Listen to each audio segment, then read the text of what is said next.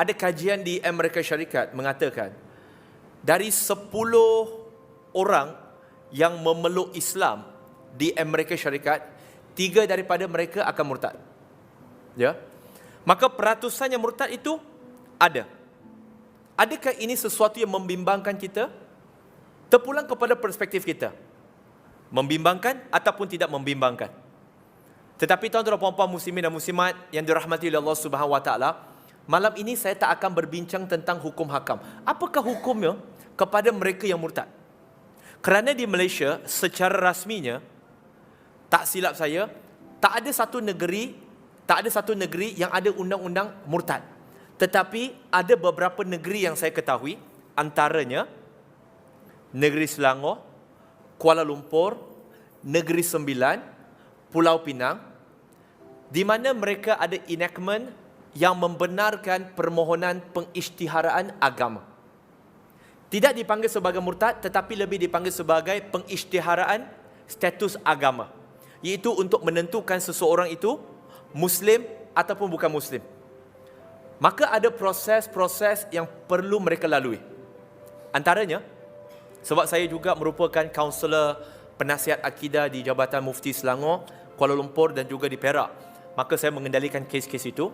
Kebiasaannya mereka boleh memohon di mahkamah, kemudian terpulang kepada pihak Jabatan Agama ataupun Jabatan Mufti, sama ada mereka perlu melalui 12 sesi yang kita namakan sebagai istitabah.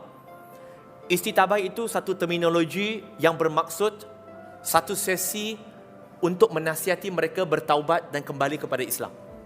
12 sesi. Dan selepas 12 sesi, mereka akan dihadapkan ke mahkamah sekali lagi untuk menentukan sama ada 12 sesi itu hakim berpuas hati ataupun tidak.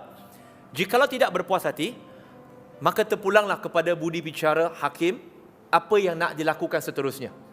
Adakah mau diteruskan dengan sesi ataupun 12 ataupun 60 sesi. Terpulang kepada hakim.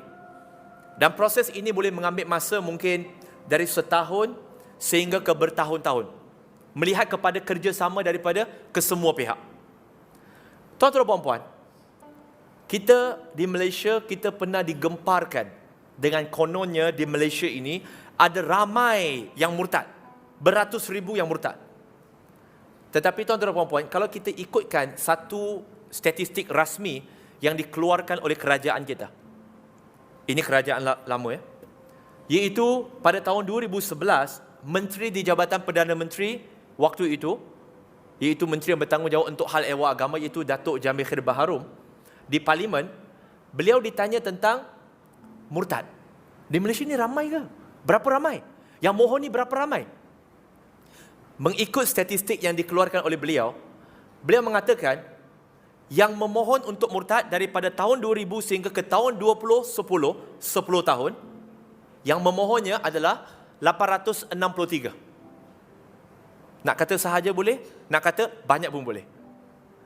Manakala yang diluluskan daripada 863 adalah 135 orang. Dan negeri Sabah mencatat permohonan paling tinggi, iaitu dengan 238, diikuti dengan Negeri Sembilan 172 dan Selangor 99 dan Perak 47. Tuan-tuan dan puan-puan, rasminya 135 yang dibenarkan untuk menukar agama.